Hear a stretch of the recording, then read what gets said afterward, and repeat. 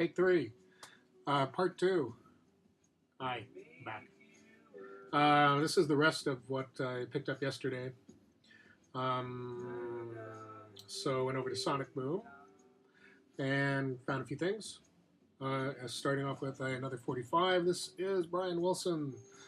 Wonderful, backed with wind chimes. This is his personal sort of solo uh, recording of Smile that he did with I believe, the Wonderments, kind of his backing band. It is his backing band.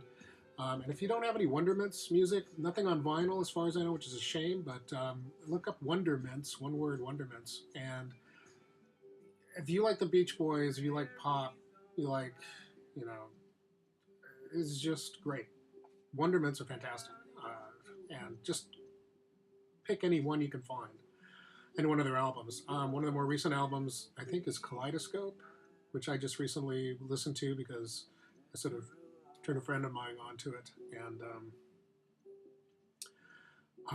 gosh, anyway, already off target here, but his backing band, the Wonderments, are great. I can't talk enough about them. I wish I had a CD to grab really quick and show you, but the name is enough. Wonderments, Wonderments, Wonderments, and this is Brian Wilson's a single from his version of Smile, and it's on.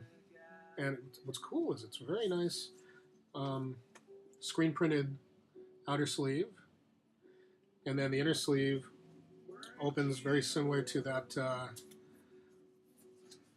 Sugar album that I had, which is just opens up like that. And as you can see, also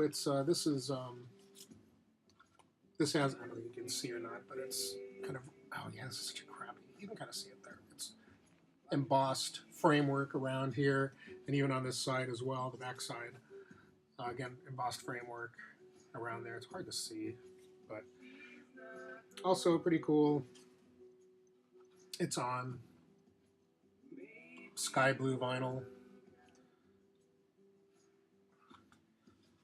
I guess the A is for A side, unless I'm missing something.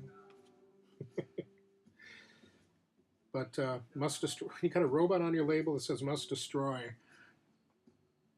You know, that's pretty cool right there. But beautiful color vinyl, um, nice packaging, and great music.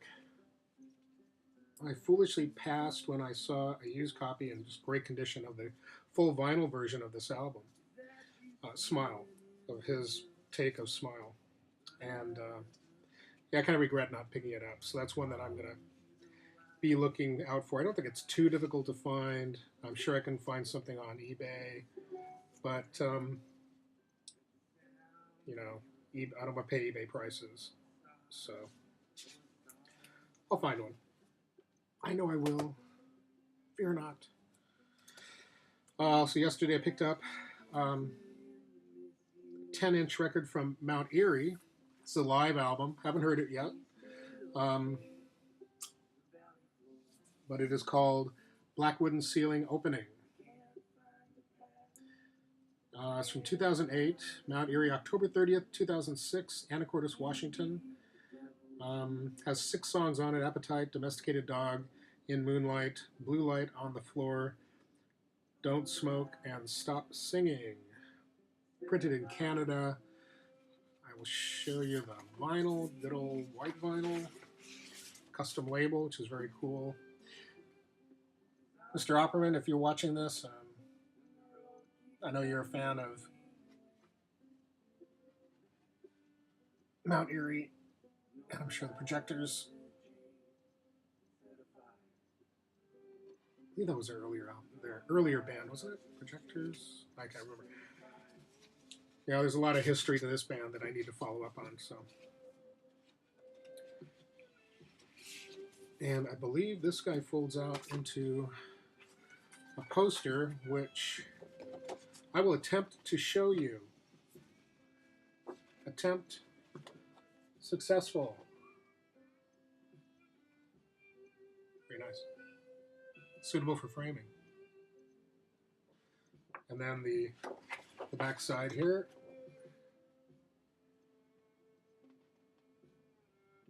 Again, very cool. So,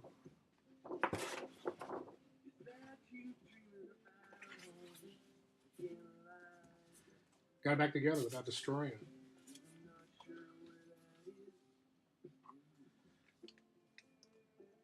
Anyway, so that's Mount Eerie. I haven't heard this yet, so I don't know exactly what it sounds like live. A live track. Looking forward to giving it a good listen.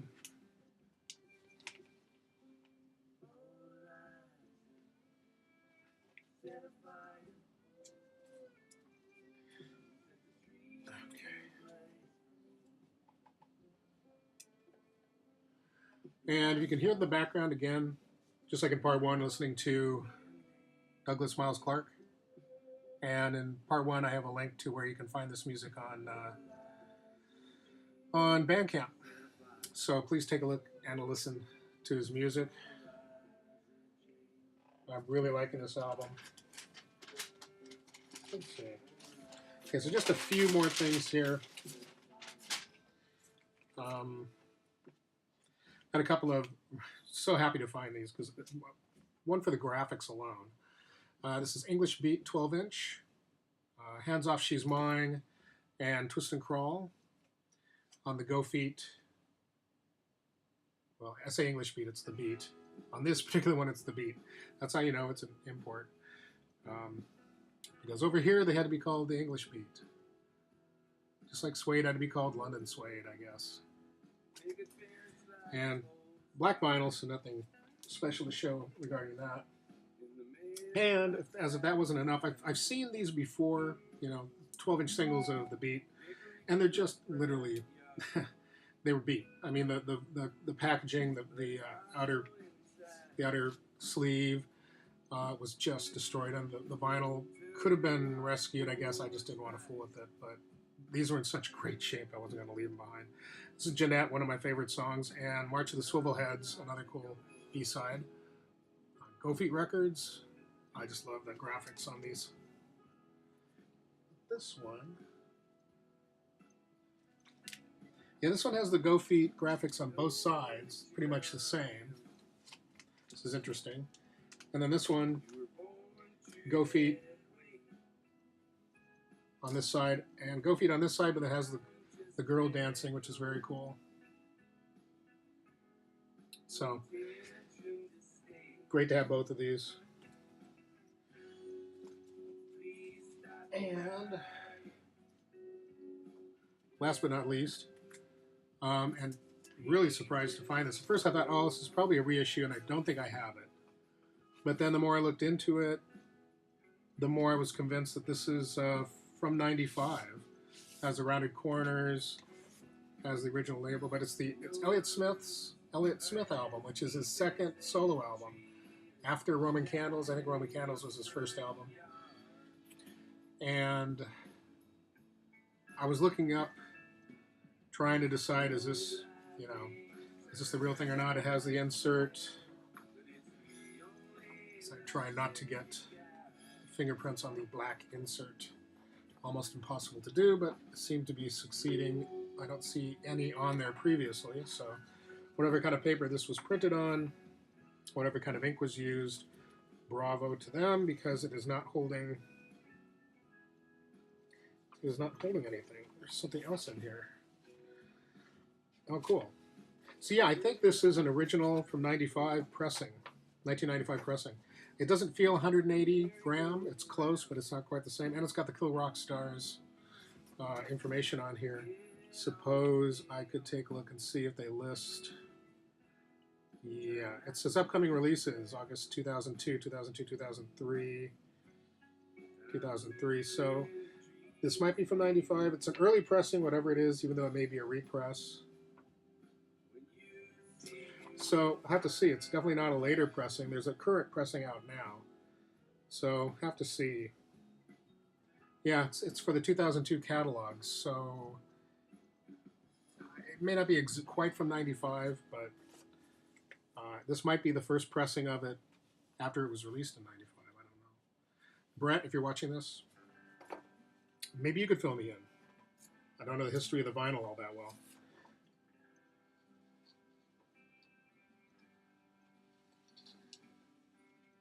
because it could be that it wasn't released on vinyl when it first came out in '95, and then later on they said, yeah, we should release it on vinyl. But here is the custom labels. And Dead Wax has a lot of scratching here and there, but it's mostly numbers and KRS, Kill Rock Stars, side B, side A, some other numbers, nothing too fancy. But my guess is if they didn't press this on vinyl in '95 when the album came out, I believe it came out in '95.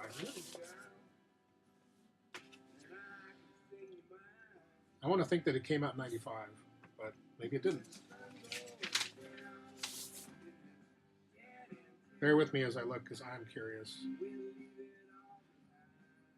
Yeah, as much as I love Elliott Smith, I don't know every single detail about every single pressing. But I get the impression that this is a fairly early pressing of this album as opposed to the current repress. Even though if all you can get is the current repress, please do. So, anyway, that was kind of it for what I picked up yesterday.